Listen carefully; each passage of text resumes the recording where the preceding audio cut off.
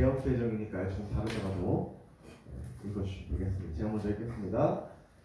아직 예수께서 말씀하실 때 회당장의 집에서 사람들이 와서 회당장에게 이르되 당신의 딸이 죽었나이다. 어찌하여 선생을 더 괴롭게 했나이까? 예수께서 그 하는 말에 곁에서 들으시고 회당장에게 이르시되 두려워 말고 믿기만 하라 하시고 베드로와 야고보와 야고보의 형제 요한 외에 아무도 따라옴을 허락하지 아니하시고 그 담장에 집의 상태에 사 허남과 사람들의 음료심이 도곡함을 보시고 들어가서 그들에게 이르시되 너희가 어찌하여 떠들며 우느냐 이 아이가 죽은 것이 아니라 잔다 하시니 저희가 들었더라. 예수께서 저희를 다 내어 보내신 후에 아이의 부모와 또 저희와 함께한 자들을 부르시고 아이 있는 곳에 들어가사 그 아이의 손을 잡고 이르시되 달리다고 하시니 번역하면 곧 내가 내게 말하노니 소녀야 일어나라 하시니라. 소녀가 곧 일어나서 걸으니 나이가 12살이나 사람들이 곧 크게 놀라보니 같이 읽겠습니다. 예수께서 이 일을 아무도 알지 못하게 하라고 저희를 많이 경계하시고 이에 소녀에게 먹을 것을 주라 하시니라. 네, 하나님의 말씀입니다. 특별히 오늘은 말씀을 전하기 전에 제가 먼저 기도하고 우리의 모든 마음을 정결하게 하고 말씀을 듣겠습니다. 기도하겠습니다. 하나님 아버지, 이 시간 우리가 주님께서 말씀하신 그 말씀을 듣습니다. 특별히 아버지, 우리의 중심 가운데 바르지 않는 마음과 감정들, 또한 우리의 마음을 분주하게 하는 모든 마음들을 내려놓고 온전히 주님의 말씀을 청종하겠사오니 주님 말씀하는 시간 되게 하여 주시옵소서. 아버지, 이 시간 성령의 계시형을 부으사 주님의 말씀이 깨달아지는 시간 되게 하시고 복음의 진리로 인도하시는 성령님을 경험할 수 있도록 하나님께서 인도하여 주시옵소서. 감사드리며 예수님의 이름으로 기도드렸습니다. 네. 오늘 저는 말씀의 능력으로 사는 삶에 대해서 여러분들에게 말씀을 좀 전하려고 합니다. 그리스도인에게 절대 빼놓을 수 없는 가치 중 하나, 기도도 될 수 있고 예배도 될 수 있지만 바로 성경의 절대성의 가치, 성경이 우리들의 절대성이다 라는 이 가치입니다. 오늘날 우리가 보고 읽는 이 성경으로 말미암아 우리는 구원의 진리도 깨닫고, 또 아까 제가 하나님의 약속의 말씀이라고 표현했는데 신학적 용어로 이걸 계시라고 표현해요. 오늘날 이 성경으로 말미암아 하나님께서 오늘날 우리에게 말씀하여 준 그 계시를 기다리고 믿고 삶 가운데 이루어가는 것이 이 성경의 역할이에요. 그리고 하나님께서 우리에게 허락해 준 이 성경입니다. 이것을 성경의 절대성이라고 표현해요. 때문에 우리는 하나님의 약속인 예수 그리스도가 마지막에 이 땅에 오실 그 날을 기다리며 살아가는 것이 바로 그리스도인들의 삶이에요. 제가 이 성경이 이 세상에서 가장 많이 팔린 책이라고 여러분들에게 이야기했던 적이 있습니다. 그래서 제가 찾아봤어요. 성경이 얼마나 많이 팔렸을까? 그래서 찾아봤습니다. 지난 50년간 성경이 총 팔렸던 횟수는 39억 부 정도 팔렸다고 해요. 오늘날 그리스도인의 인구가 총 21억 명 정도 되니까 그리스도인의 인구보다 18억 부 정도가 더 많이 팔렸다는 거예요. 그러니까 그리스도인들이 한 것씩 다 갖고도 18억 부 정도가 남을 만큼 이 성경이 50년, 이 반세기 동안 세계 곳곳에서 팔렸다라고 합니다. 정말 많은 사람들에게 하나님의 계시의 약속, 오늘 이 절대성을 가진 이 성경의 말씀이 배포되었다는 것을 우리는 알 수 있습니다. 그런데 오늘 왜 제가 이 성경의 절대성에 대해서 서두에 이야기하냐면, 앞선 수치를 보면 우리가 알 수 있듯이 우리에게 허락된 하나님의 계시의 말씀인 성경은 그리스도인의 인구보다 많이 배포되었다는 것을 우리는 알 수 있어요. 수치만 보더라도 전 세계 그리스도인의 인구보다 더 많은 책이 팔렸다는 것을 우리는 수치를 보면서 알 수 있어요. 그런데 얼마나 많은 사람들이 하나님의 계시의 말씀, 성경의 절대성을 삶 가운데 누리며 살아가는가라는 질문이 제 마음 가운데 던져졌습니다. 아니, 완전한 하나님의 말씀인 건 하나님이 곧 말씀이라 하셔서 많은 자들에게 하나님이 직접 가 있음에도 불구하고 얼마나 많은 사람들이 삶 가운데 하나님 이 성경과 동행하며 살아가는가 하는 질문이 던져졌습니다.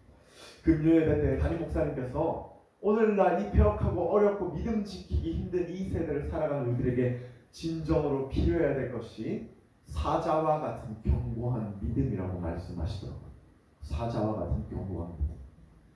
여러분 이 사자와 같은 견고한 믿음이 무엇을 뜻합니까? 바로 하나님의 말씀이 기준되어 살아가는 삶을 뜻해요. 하나님의 말씀이 우리 삶 가운데 발등상이 되어 우리의 삶의 기준되어 말씀 따라 살아가며 하나님과 동행하며 주님의 인도하심을 따라가는 그 삶이 바로 견고한 믿음, 사자와 같은 믿음입니다.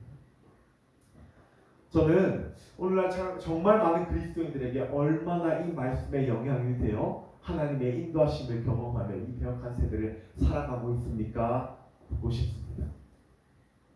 우리의 인구, 그리스도인의 인구보다 많이 팔린 이 성경을 우리는 어떠한 마음으로 대하고 있습니까? 저는 묻고 싶어요. 그들의 신앙의 중심 가운데 한 공익 광고에 이러한 광고가 나왔습니다. 여러분의 시간을 어떻게 사용하고 있습니까? 라는 질문이었어요. 그 광고를 보는데 그 광고의 내용은 이랬습니다. 오늘날 현대인의 살아가는 가정이 자신의 사랑하는 사람과 또는 자신의 자녀와 진중하게 대화할 수 있는 시간이 하루 중에 고작 15분밖에 안 된다. 그래서 이 공익 광고가 나오면서 많은 엄마들에게 자신을 위해 살아가는 삶, 일하며 살아가는 삶, 그리고 자녀에게 살아가는 삶에 대한 수치를 그래프로 막 보여줘요. 그래서 한 맞벌이를 하시는 어머니가 자신의 자녀의 이름을 부르면서 누구누구야 정말 미안하다라는 막 광고가 뜹니다. 이 광고의 취지는 그래요. 우리가 부부나 우리의 아이와 우리의 가족은 항상 우리 곁에 있기 때문에 가족을 향하여 할애하는 시간이 점점점 줄어든다는 거예요. 가족이기 때문에 더 사랑하고 더 지켜봐야 되는 것이 가족의 공동체성인데도 불구하고 오늘날 많은 현대인들은 가족과 보내는 그 시간이 현저히 줄어든다는 거예요. 그 이유는 가까이 있기 때문에, 오늘도 함께 있기 때문에. 저는 그 광고를 보면서 오늘날 성경이 가지고 있는 우리의 포지션이 그 위치라는 생각이 들었어요.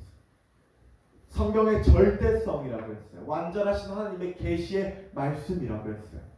여러분 근데 우리 가족같이 매일 우리 곁에 있기에 매일 우리와 함께하고 있기 때문에 그 가치와 그 기준을 잃어버리며 살아가고 있지 않습니까? 광고는 이렇게 얘기해요. 여러분의 시간을 어떻게 사용하고 있습니까? 여러분 성경의 포지션을 어떻게 사용하고 있습니까? 가족처럼 매일 우리 곁에 있기에 등한시하지 않습니까? 오늘 정말 많은 그리스도인들이 성경을 교회로 들고 나갈 때 하나의 액세서리로 사용해요. 더 좋은 표지, 더 좋은 말씀, 더 큰 크기. 오늘날 많은 그리스도인들은 성경책을 들고 가면 저 사람이 교회 가는구나 생각하는 하나의 액세서리로 성경을 보여요. 여러분 진짜 말씀의 절대성, 이것이 하나님을 생각한다면 그런 포지션을 가지고 이 말씀을 대할 수 없어요. 이 말씀의 절대성을 믿고 오늘도 살아간다면, 제가 다니엘 선교사님이 했던 간증이 하나 떠오릅니다. 다니엘 선교사님은 이 말씀을 일반 책자 위에 가장 위에 둔다. 물론 상징적이고 표면적인 거지만 그것이 뜻하는 건 뭐예요? 말씀이 내가 가지고 있는 어떤 책보다 고귀하다는 거예요. 다니엘 선교사님은 절대 이 말씀을 식탁 위에 올려두지 않는다고 합니다. 절대 이 말씀을 등한시하거나 쉽게 생각하지 않는다. 물론 표면적인 거지만 그 중심을 우리는 배워야 해요. 진짜 살아계신 하나님의 말씀을 삶 가운데 경험되고 누리기 때문에 그렇게 고귀한 말씀을 대하는 중심을 가지고 말씀을 대하는 거예요. 오늘 우리들의 모든 자세가 말씀을 어떻게 대하고 있는지 한번 생각해 보셨으면 좋겠습니다. 가족과 같이 매일 우리 곁에 있기에 너무나 쉽게 생각하고 있는 말씀은 아닙니다. 하나님께서 분명한 영적인 권리가 이 말씀 가운데 있다라고 했는데 오늘 말씀을 대하지도 않고 말씀이 삶 가운데 누려지지도 않기 때문에 우리는 이 말씀을 그냥 하나의 책이나 역사서 정도로 분리하지 않는다고 생각해 봐야 합니다. 그래서 저는 우리 교회의 말씀으로 돌아가자라는 이 오늘 한 해의 표처럼 다시 한번 진리의 말씀으로 돌아가 말씀의 능력을 경험하는 여러분 되시길 간절히 축원드립니다. 그냥 하나의 책자가 아니라 진짜의 말씀과 동행하며 살아계신 하나님이 경험되는 여러분 되시길 바라요. 제가 재밌는 이야기지만 저희 학교를 다닐 때 신학교를 다닐 때 영어 선생님이 계셨습니다. 뉴질랜드에서 오신 분이셨는데 그분은 성인이 될 때까지 단 한 번도 살아계신 하나님을 믿지 않았다라고 해요. 그런데 그분의 관심사는 역사와 신화와 용이었다 그래요. 그래서 요한계시록에 나오는 그 용을 관찰하다 하나님을 만났다라고 합니다. 여러분 이 말씀을 읽으면서 저는 하나님을 만났던 많은 자들을 경험하게 됩니다. 단지 이 말씀을 읽음으로 말미암아 살아계신 하나님이 믿어지는 자들을 많이 경험하게 돼요. 여러분 신은 죽지 않았다라는 영화가 있습니다. 그 가운데 무신론자와 유신론자가 다투게 돼요. 그런데 무신론자가 신은 정말 죽었다라는 것을 변증하기 위해 사복음서를 읽어요.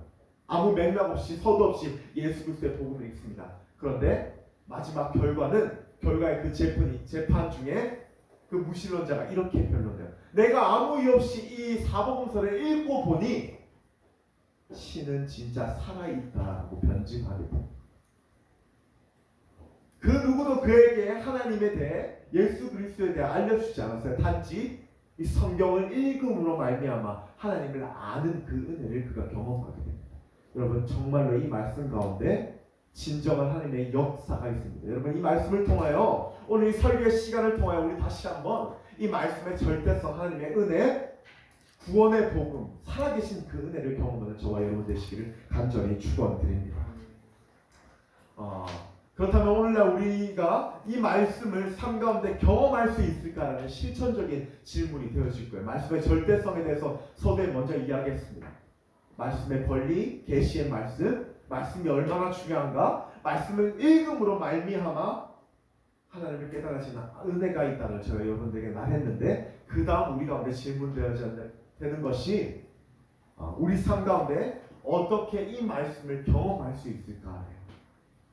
그 다음 우리 가운데 질문되어야 되는 것이 어떻게 우리가 말씀을 읽음으로 그치지 않고 이 살아계신 하나님의 말씀 우리 삶 가운데 역사될 수 있을까? 저 오늘 회당장 야이로에게 보이셨던 예수님의 말씀을 통해서 말씀의 능력을 삶 가운데 어떻게 경험할 수 있는지 알아보려고 합니다. 제가 앞전에 야이로의 딸을 치유하셨던 예수님에 대해서 말씀을 나눴던 적이 있습니다. 오늘은 예수님이 하셨던 이 말씀에 조금 초점을 두고 여러분들에게 나눠보려고요. 예수님이 야이로에게 하셨던 그 말씀에 초점을 두고 저 여러분들에게 말씀을 전할 겁니다. 그는 혈류증 걸린 여인보다 더 일찍 예수님께 나와 자신의 딸이 죽어간다라고 말씀을 했던 자입니다. 예수님께서 그와 함께 가실 때 혈류증 걸린 여인이 예수님의 옷자락을 만집니다. 예수님의 처음 만남은 이 야이로였어요. 근데 야이로의 이 어린 딸을 구하러 가는 그 중에 혈류증 걸린 여인이 먼저 예수님의 옷자락을 붙잡습니다. 그리고 예수님께서 말씀하시길 내 믿음이 너를 구원하였으니 평안히 가라 말씀하세요. 그리고 예수님께서는 이제 야이로를 통하여 우리에게 명확한 한 가지의 메시지를 던져주고 계십니다. 우리 36절의 말씀인데요. 우리 다 같이 36절의 말씀 읽겠습니다. 시작. 예수께서 그 한 말을 곁에서 들으시고 회당장에게 이르시되 두려워 말고 믿기만 하라. 가장 먼저 우리에게 말씀의 능력을 삶 가운데 경험하기 위해서 예수님께서 하시는 말씀이 있습니다. 그것은 일단 이 말씀을 있는 그대로 믿는 것을 말씀하세요. 의심의 마음이 아니라 일단 있는 것을 그대로 믿어라라고 예수님께서 말씀하고 계세요. 예수님께서 혈류증 걸린 여인과 이 야이로를 통하여 이 모든 걸음을 하셨던 것은 단지 이 중심 메시지, 이 단 하나의 메시지를 하시고자 이 많은 가정을 겪으셨던 거예요. 그 애를 낳게 하시고 이 야이로를 통하여 그 딸을 낳게 하시던 그 단 한 가지 이유가 바로 의심하지 말고 믿으라라는 이 믿음의 메시지, 이 메시지를 오늘 우리들에게 던져주고자 이 과정을 겪으셨다는 것이. 왜 예수님께서 이 믿음과 이 말씀의 능력이 비례하는지 우리 39절과 40절의 말씀을 통하여 예수님께서 말씀하시고 우리 다시 한번 다 같이 한번 읽어보겠습니다. 39절과 40절입니다. 시작. 들어가서 그들에게 이르시되 어찌하여 번하며 오느냐 이 아이가 죽은 것이 아니라 잔다 하시니 저희가 비웃더라. 예수께서 저희를 다 내어 보내신 후에 아이의 부모와 또 자기와 함께한 자들을 데리시고 아이 있는 곳에 들어가사 예수님께서 그들에게 너희가 어찌하여 통곡하며 오느냐? 아이가 잔다라고 말씀하자 거기에 모여있던 많은 자들이 예수님을 비웃었다라고 표현하고 있습니다. 비웃었다. 그리고 중요한 것이 예수님 그 비웃던 자들을 다 밖으로 내보내세요. 자, 이 말은 무슨 말씀이에요? 예수님이 그 자신이 하셨던 그 말을 비웃었던 많은 자들을 밖으로 내보냈어요. 예수님께서 왜 그들을 밖으로 내보내셨냐면 오늘 예수님께서 보여주신 놀라운 이 역사는 모두에게 허락된 것이 아닌 것을 가장 먼저 말씀하시고자 사람을 구분하신 것이에요. 그 역사는 누구에게 일어나요? 바로 이 말씀을 있는 그대로 의심의 마음과 비웃는 마음이 아니라 있는 그대로 믿는 자에게만 역사된다는 것을 주님 구별하여 놓으신 거예요. 그래서 비웃는 자들을 그 야이로의 딸이 살아나는 그 기적을 보지 못하게 했던 예수님께서 구별하여 놓으신 거예요. 우리 37절에 보면 예수님께서는 베드로와 야고보의 형제 요한 외에는 아무도 예수님의 따라옴을 허락하지 않았다라고 표현하세요. 그 말은 뭐예요? 믿을만 하고 그 말씀의 능력 삶 가운데 경험해야지 만한마 주님께서 구별을 하여서 야이로에게 가신 거예요. 이미 그 마음 가운데 의심의 마음을 품고 이 말씀을 대할 때 믿음으로 대하지 않으면 하나님의 역사, 예수님의 역사를 볼 수 없음을 예수님께서 아셨기 때문에 예수님의 구별된 제자들 외에 그 걸음을 함께 하지 않으셨습니다. 우리 삶 가운데 던져지는 이 메시지가 무엇의 말씀이에요? 오늘날 우리에게 허락된 말씀을 믿음으로 바라봐야지만 이것이 내 삶 가운데 능력으로 드러난다는 거예요.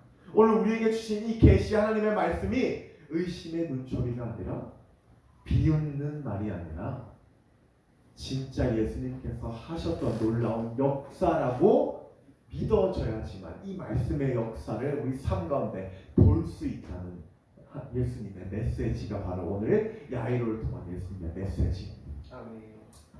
아멘. 히브리서 11장을 우리는 믿음장이라고 표현해요. 믿음장. 히브리 기자는 3절부터 31절까지 이스라엘 백성의 모든 일들을 믿음으로 말미암아라는 서두의 말씀으로 시작해요. 믿음으로 말미암아 이스라엘 백성들이 구원받았고 믿음으로 말미암아 여리고성이 무너졌고 믿음으로 말미암아 이스라엘 백성이 출애굽하였다라고 표현합니다. 그리고 1절 말씀에 뭐라고요? 우리가 너무나 잘 아는 말씀. 믿음은 바라는 것들의 실상이요 보이지 않는 것의 증거라고 표현합니다.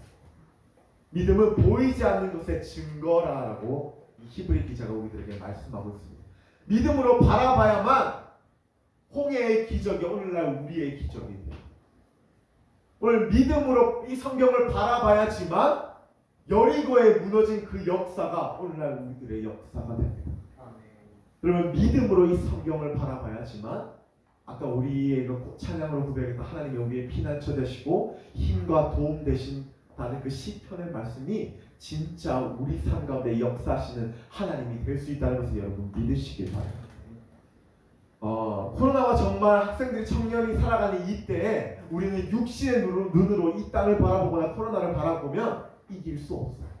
저는 처음에 미국의 코로나가 발발되고 절대 우리나라의 모든 국민이 마스크를 쓸 거라는 것은 또 4명 이상 모여서 집합금지를 당한다는 것은 오늘날 많은 교회가 무너지고 오늘날 많은 예배가 파해진다는 것을 가늠조차 하지 못했어요.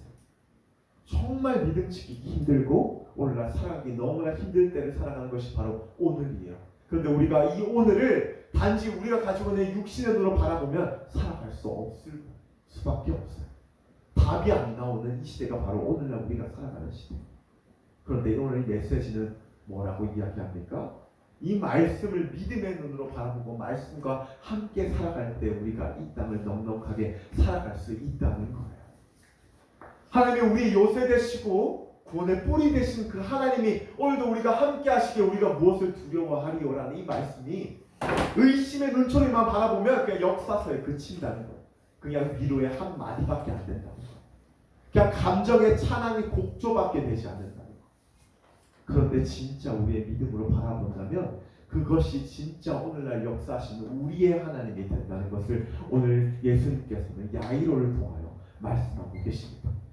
여러분, 의심의 눈초리로 이 말씀을 바라보지 않길 바랍니다. 오늘 이 말씀을 이 히브리 기자처럼 믿음으로 말미암아 바라보시길 바래요. 아멘.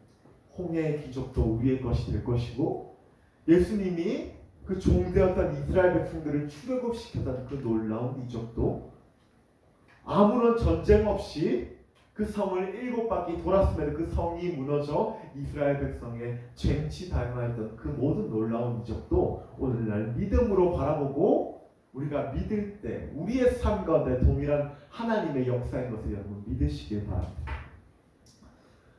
그렇다면 우리가 한 가지 더 기억해야 될 것이 있어요. 자, 믿음으로 이 말씀을 바라볼 때 이 말씀의 역사가 우리들의 것이 될 것이다.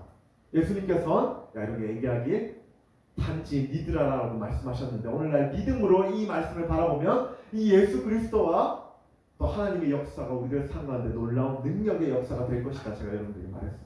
자, 그렇다면 한 가지 더 알아야 될 것이 있어요.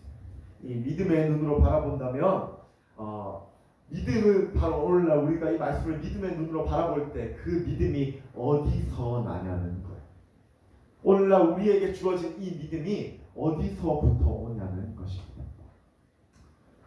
저는 그러한 질문 가운데 명확하게 이렇게 이야기하고 싶습니다. 오늘날 우리가 믿음으로 바라볼 수 있는 그 믿음의 눈은 나의 의와 나의 어떤 노력이 아니라 주님이 주셔야만, 하나님께서 허락해 주셔야만 가질 수 있는 하나님의 믿음이라는 것입니다. 믿음이 없었던 자였음에도 불구하고 예수님께서 그 믿음이 없는 자를 긍휼히 여기시고 친히 예수님께서 믿음을 허락해 주셨던 자가 있습니다. 그 이름이 바로 도마예요. 도마. 우리 말씀을 한번 찾아볼까요? 요한복음 20장 25절의 말씀입니다. 우리 다 같이 한번 말씀을 읽어보겠습니다. 요한복음 20장 25절의 말씀. 네, 시작성은 184면에 있습니다. 자, 25절의 말씀 다 같이 읽겠습니다. 시작. 다른 제자들이 그에게 이르되 우리가 주를 구하노라 하니 도마가 가로되 내가 그의 손에 못자국을 보며 내 손가락을 그 못자국에 넣으며 내 손을 그 옆구리에 넣어보지 않고는 믿지 아니하겠노라 하니라. 네, 예수님께서 죽으시고 사흘 만에 부활하셔서 로마 군대 피신해 있던 제자들에게 나타나셨어요. 제자들은 메시아가 죽었기 때문에 그들 또한 메시아를 정하였던 많은 로마 군들에게 죽임을 당하거나 핍박을 당할까봐 피해 있었어요. 근데 그들의 집에 예수님께서 찾아오십니다. 그런데 그때 도마만큼은 그 제자들과 함께 있지 않았어요. 그래서 지금 제자들과 도마가 실랑이를 벌이고 있는 중이에요. 예수님이 살아계셨어, 오늘날 우리 가운데 직접 오셨어라고 제자들이 도마에게 이야기하죠. 도마는 오늘 이 말씀처럼 내가 예수 그리스도의 그 십자가 못 박힌 그 손가락과 그 옆구리를 내가 손에 넣어보지 않으면 내가 절대 믿을 수 없어. 나는 절대 그 믿음을 가지지 못해라고 제자들과 실랑이하고 있습니다. 그리고 그에게 그런 믿음 없는 도마에게 예수님께서 친히 나타나세요. 그리고 27절의 말씀입니다. 예수님께서 이렇게 말씀하십니다. 제가 읽겠습니다. 도마에게 이르시되 내 손가락을 이리 내밀어 내 손을 보고 내 손을 내밀어 내 옆구리에 넣어보라. 그리하여 믿음 없는 자가 되지 말고 믿는 자가 되라 라고 말씀합니다. 도마가 얼마나 당황했겠어요? 내가 오늘 25절의 말씀은 도마가 제자들에게 했던 이야기예요. 나는 예수님께 손가락을 넣어보고 옆구리에 손가락을 넣어보지 않으면 예수님이 살아계심을 절대 믿지 않아. 근데 예수님께서 친히 오고 먼저 도마에게 얘기하세요. 예수님께서 이미 도마의 마음 가운데 도마가 하셨던 그 모든 말씀을 다 아시고 도마에게 미리 얘기하세요. 내 옆구리에 손을 넣어봐라. 그리고 내 손에 너의 손을 넣어보아라. 그리고 절대 믿음 없는 자가 되지 말아라고 이야기하십니다. 오늘 이 말씀을 예수님께서 도마를 책망하는 말씀으로 들으십니까? 아니요. 예수님은 오늘 믿음 없는 그 자, 너무나 안타까운 그 자에게 친히 나타나셔서 그에게 믿음을 심어주세요. 이 말씀이 우리에게 말씀하는 바가 무엇이에요? 온전한 믿음의 주권은 바로 예수님께 있다는 거예요. 우리가 우리의 힘과 우리의 노력으로 그 믿음을 키운다고 해도 그 믿음이 크지 않아요. 우리가 믿음의 눈으로 바라보고 이 말씀을 삶 가운데 경험하고 싶다고 해도 우리가 노력으로 그것을 알 수 없어요.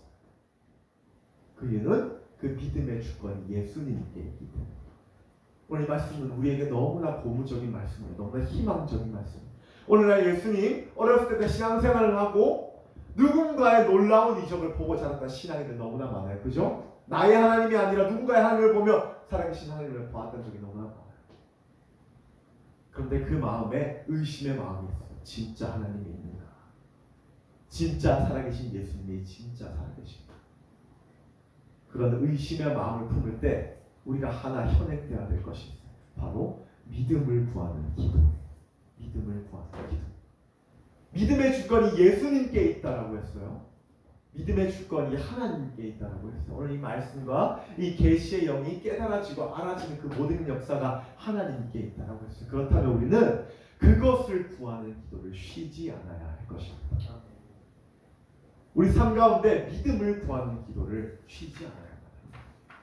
제가 신학교의 믿음에 대해서 한번 이야기했던 적이 있습니다. 1학년 때는 성령의 불이 가득한 사역자의 믿음으로 신학교를 들어가요.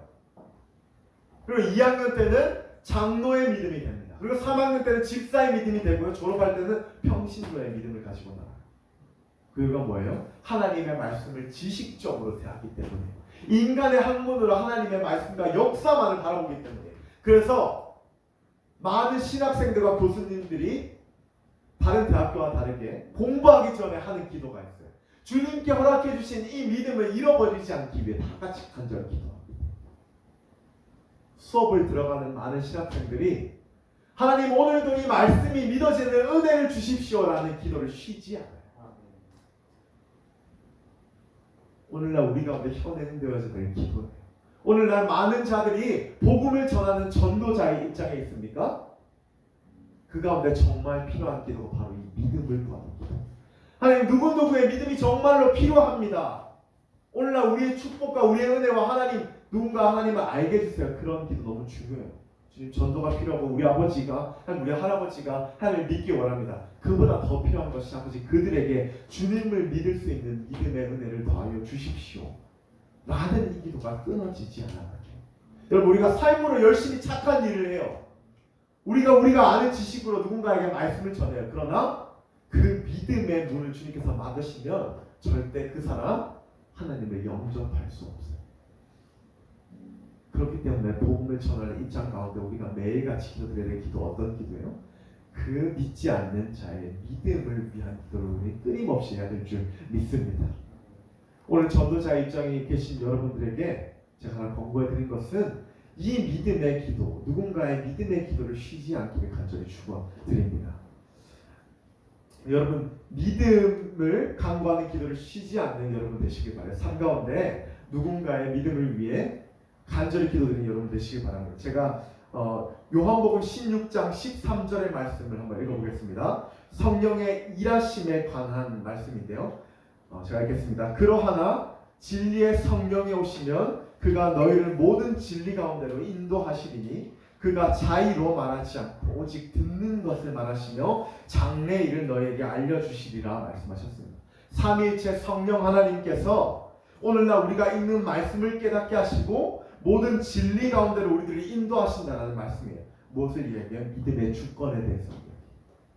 성령님만이 이 말씀을 깨닫게 하시고 오늘날 복음의 진리로 우리를 인도할 수 있게끔 하시는 것이 오직 성령님인 것을 우리들에게 말씀하고 있어요. 그렇기 때문에 우리는 이 믿음을 간구하는 기도를 간절히 하나님 앞에 드리는 여러분 되시기를 바랍니다.